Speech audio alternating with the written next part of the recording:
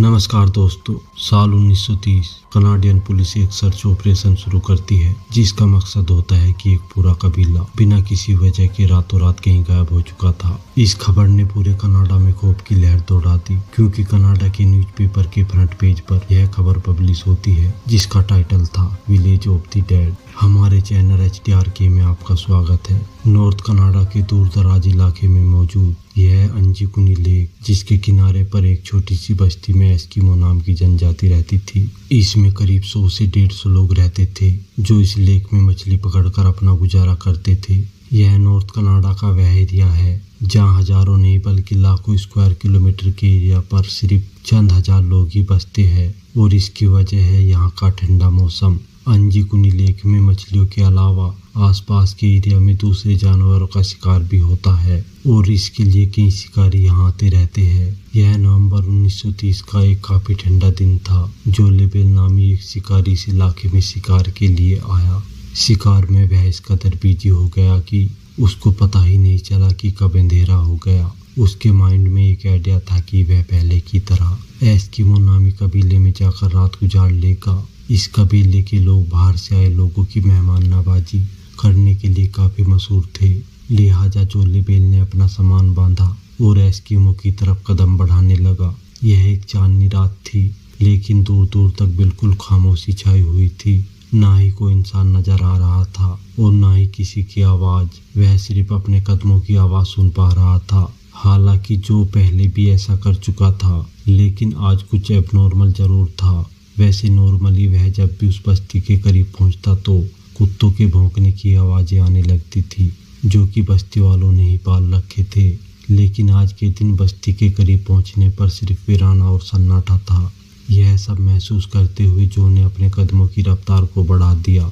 उसको लग रहा था कि शायद गांव वाले सो रहे हैं या फिर कहीं गए हुए हैं। अब वह दूर से ही बस्ती के घरों को भी देख पा रहा था जिनमें से धुआं उठता हुआ भी दिखाई दे रहा था। लेकिन करीब पहुंचने पर उसको किसी की आवाज सुनाई नहीं दी। फाइनली जब जो लेबेल बस्ती में दाखिल हुआ तो वह यह देखकर हैरान रह गया कि यहाँ ना कोई इंसान और ना ही कोई जानवर। पर जो के लिए यह हैरानी की बात थी कि कुछ घरों के ऊपर से धुआं उठता हुआ दिखाई दे रहा था। तभी वह एक घर के अंदर गया लेकिन वहाँ भी कोई मौजूद नहीं था और ऐसा ही हाल सारे घरों का था।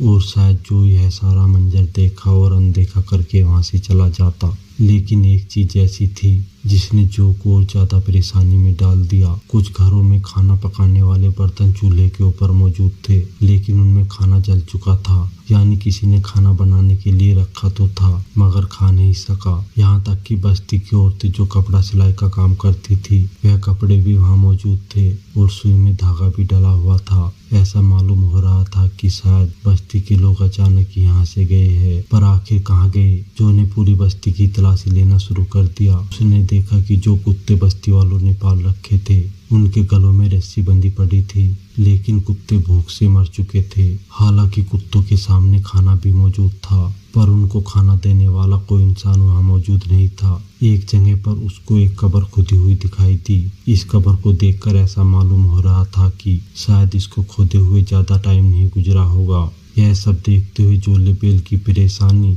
और खौफ काफी बढ़ चुका था। अगर यहाँ के लोग कहीं जाते हैं तो वह अपने साथ अपने कुत्ते जरूर रखते हैं। लेकिन यह सब देखकर ऐसा मालूम हो रहा था कि शायद यहाँ कुछ अजीब हुआ होगा।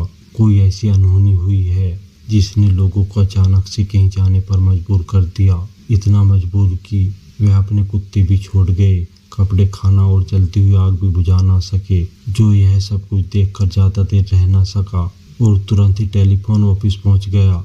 वहां से उसने रॉयल कैनेडियन माउंटेन पुलिस के ऑफिस में बात की और उनको आंखों देखा हाल बताया। पुलिस जब गांव में पहुंची तो जो लेबेल ने जो बताया था वह सच साबित हुआ। पुलिस को शक हुआ कि शायद यहाँ किसी ने हमला किया है और बस्ती के सारे लोगों को मार दिया है। लेकिन अगर ऐसा होता तो बस्ती में कहीं तो खून के निशान मिलते या मारधाड़ की वजह से कुछ सामान ही बिखरा होता।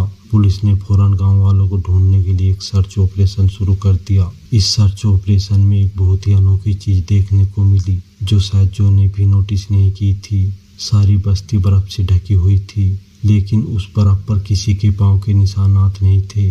वहाँ सिर्फ एक ही शख्स के पांव के निशान थे और वह जो लेबेल के अपने थे। यानी अगर बस्ती में जो के अलावा कोई आया नहीं और कोई गया नहीं तो फिर बस्ती वाले गए कहाँ। लेक के ऊपर भी बर्फ जमी हुई थी और बस्ती वालों की कश्तियां भी जमीन पर खड़ी थी, क्योंकि इस मौसम में मछलियों का शिकार नहीं होता। इस वजह से कश्तियों को जमीन पर खींचकर पार कर दिया जाता था। अगर बस्ती वाले लेक में तैरकर कहीं जाते या उनको मारकर किसी ने लेक में फेंक दिया होता तो लेक की लेयर कहीं से जरूर टूटी हुई या बिखरी हुई होती। पुलिस को इन्वेस्टिगेशन में यह भी मालूम पड़ा कि यह लोग जो लेबेल के आने के 8 दिन पहले ही गायब हो चुके थे, क्योंकि कुत्तों की मौत 1-2 दिन भूखा रहने की वजह से नहीं होती और घरों से निकलने वाला धुआं इस बात की निशानी थी कि इनको यहाँ से गए ज्यादा समय नहीं गुजरा, क्योंकि यह वह धुआं था जो लकड़ियां बुझ जाने के बाद भी काफी देर तक निकलता रहता है। पुलिस वालों के सामने ढेर सारे सवाल थे, लेकिन जवाब एक भी नहीं था। कई महीनों के सर्च ऑपरेशन के बाद पुलिस ने आखिरकार इस केस को अनसोल्व का ठप्पा लगाकर